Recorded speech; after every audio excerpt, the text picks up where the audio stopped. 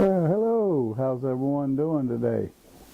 Hope you're ready to get your day started. And Weatherman Talks, it's going to be beautiful today. Today we're going to get into a new Bible study. We're going to talk a little bit about Easter, and Easter's coming up here, I think, next weekend. But anyway, we're going to talk a little bit about two men, Adam and Jesus. And I'm going to find my text in Romans chapter 5, and I'm going to begin in verse 12. And it says, Wherefore, as by one man sin entered into the world, and death by sin, and so death passed upon all men, for that all have sinned. You realize that because of what Adam done there in the Garden of Eden, and that's who Paul's talking about here, is says, Wherefore, as by one man sin entered into the world, well, that one man was Adam. He committed the first sin by disobeying God. God told him not to eat of the tree of the knowledge of good and evil, the tree that was in the midst of the garden, but he didn't listen to God, and he did exactly what God told him not to, and he partook of the forbidden fruit of that tree, and from that day forward, sin entered into the world, and it was because of the Satan that was there in the garden with them that tempted Adam and Eve to partake of that fruit, whereby now we're all cursed, and sin was put upon every man. And 13 says, For until the law sin was in the world, but sin is not imputed when there is no law. So the law of sin entered into the world then. And it says, Nevertheless, death reigned from Adam to Moses, even over them that had not sinned after the similitude of Adam's transgression, who is the figure of him that was to come. Well, sin had not entered after Moses, but they had, after Moses, they had a way of being forgiven of sin through burnt sacrifices and offerings. And that was the only way they had back then to be forgiven of sin.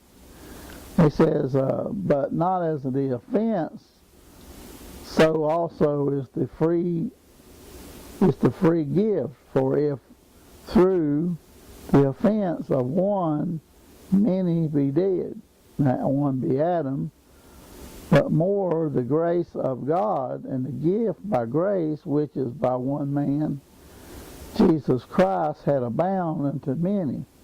When Jesus died on the cross for our sins, he became the sacrifice for us that we could be forgiven of sin.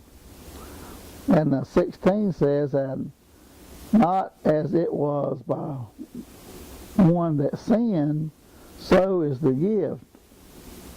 For the judgment was by the one to condemnation, but the free gift is of many offenses unto justification. The free gift, again, is Jesus dying on the cross for our sins, and grace being allowed to be given to every man.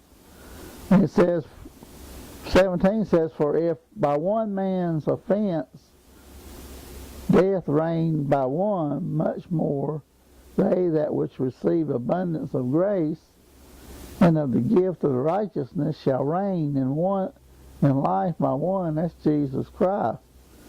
We have the abundance of grace through Jesus that died on the cross. And it says, Therefore, that'd be 18, therefore by the offense of one judgment came upon all men to condemnation, Even so, the righteous of one gift came upon all men unto justification of life. And I'll read this last one here, it'll be 19. For as by one man's disobedience, many were made sinners. That disobedience was Adam. So by the obedience of one shall many be made righteous. That one being Jesus. And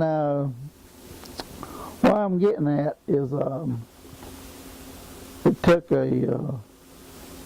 sin at the tree, and that be Adam at the tree of knowledge, or God's tree that God told him not to eat of, that brought sin into the world. And through Jesus dying on the tree, he brought salvation and grace to the world to atone for Adam's mistake and disobedience to God. 2 men, 2 trees at one time in different time periods. But today, all we have to do is ask Jesus to forgive us for the things that we do if we're living for Him, and He'll be more than glad to do so. Anyway, that's going to be the little lesson for today, is 2 men and 2 trees in different time periods.